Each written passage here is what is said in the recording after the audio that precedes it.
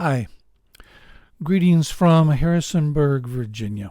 My name's Lyman Grant. Um, Del Mar College in Corpus Christi has for many years had a really wonderful poetry reading series. They've invited their wonderful guests like Larry Thomas, Ken Hada, Angela O'Donnell, and really many others. Uh, Alan Barreca, who's a wonderful poet himself, has been posting excerpts from these readings from over the years, and during this time, during this pandemic, this time where we're all sort of enclosed and staying in our house, staying away from each other, staying away from poetry readings. I was honored in 2013 to read at Del Mar, but it turned out that my face and my countenance, my attitude, whatever it is, broke the cameras, and the record of that reading does not exist. But Alan has asked me to send him a little reading to commemorate that and to participate in their posting of the readers from that really wonderful reading series. So thank you, Alan. Thank you, Del Mar College. I'm going to read for you 4 poems today from my little office here that I've been building in Harrisonburg, Virginia after moving here. I'm going to start off with a poem called Searching the Parking Lot for a Poem. So, searching the parking lot for a poem. Though I've been silent several months, I might now write about a man and a woman in a parking lot. This parking lot is very large, acres, and there are but few cars huddled beneath the scattered trees like cattle in western Kansas.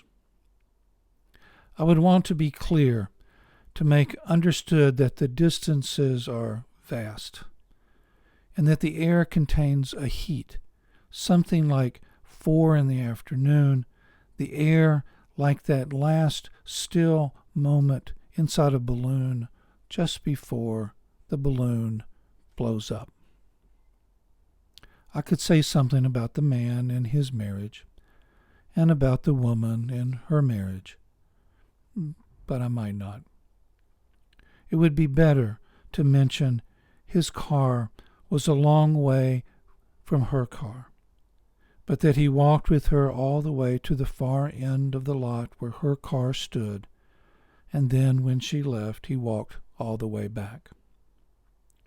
I would not make the reader think that his journey was difficult, like desert fathers searching thirstily for Christ. I would just want to point out that they were together a long time, and then the man was without her a long time. Merely that. Because the poem is not about the parking lot or all their walking about. The poem occurs at her car when they stand looking at each other. This is where the huge distances are, the inches separating two bodies. Here I find the unbearable heat. Here is the silence so full of words they float between parked cars, waiting to call her back with this poem. That poem was from a book called The Road Home. We poets are always, letting people know about our books.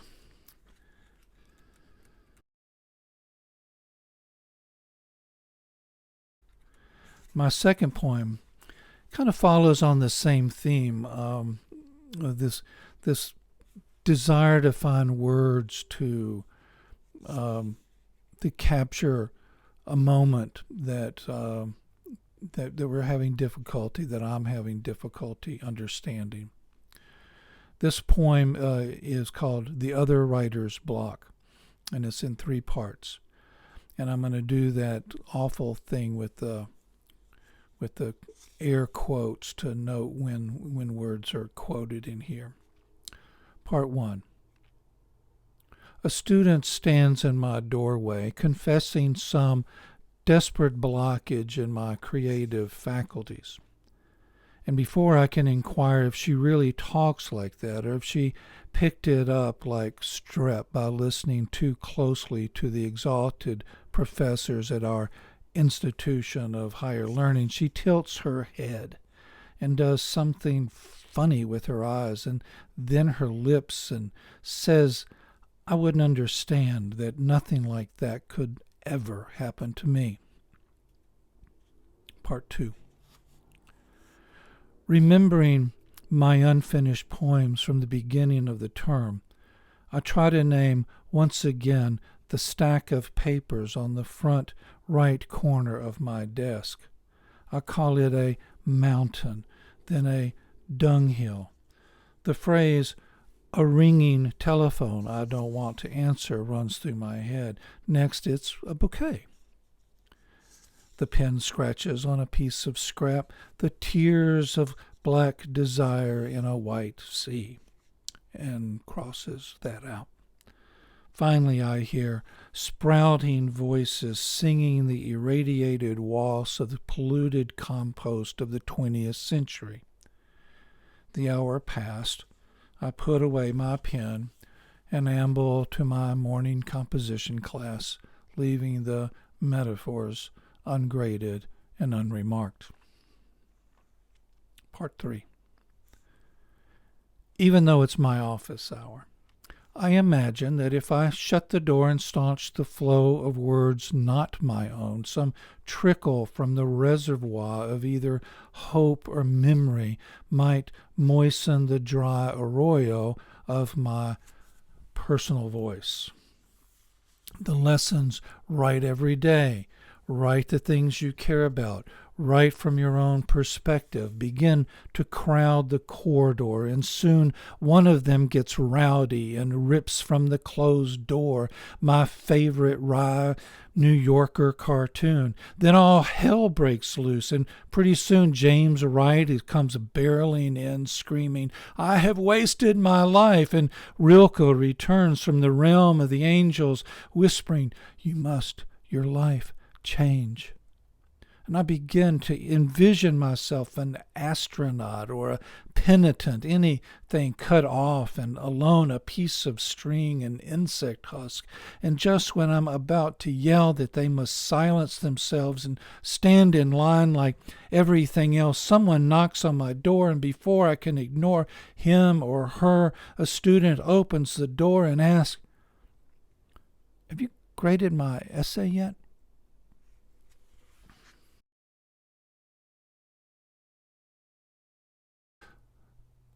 So for my third poem, I would like to read a new poem, and it's brand new, as in I wrote it today, this morning. It's a reaction in many ways to our self-quarantining, our social distancing, and then how the rest of the folks, our fellow citizens, are also reacting to that state of affairs in the nation. It's on my computer, which is over here, and so I'm going to be looking over there, and that's why I'm looking in that direction. So here's this poem. It's titled The Mirror. Someone's leaving dishes in the sink and refusing to wash them. Someone's letting newspapers clutter the kitchen table. There's dirt staining the edges of the baseboards, and hairballs are tumbling over the hardwoods while Dove, Swiffer, and Mr. Clean chill in their respective closets. things do fall apart if we let them. It doesn't require a pandemic or an invasion or an angry mob unmasked waving antiquated flags. A president lies or jokes or conspires, then two brothers target a store clerk, and soccer moms drizzle insults upon the teens scooping their rocky road. Someone has dropped a mirror on the floor and hasn't swept it up. A president tells us it's not his responsibility, it isn't his fault. And I'm beginning to think he's right.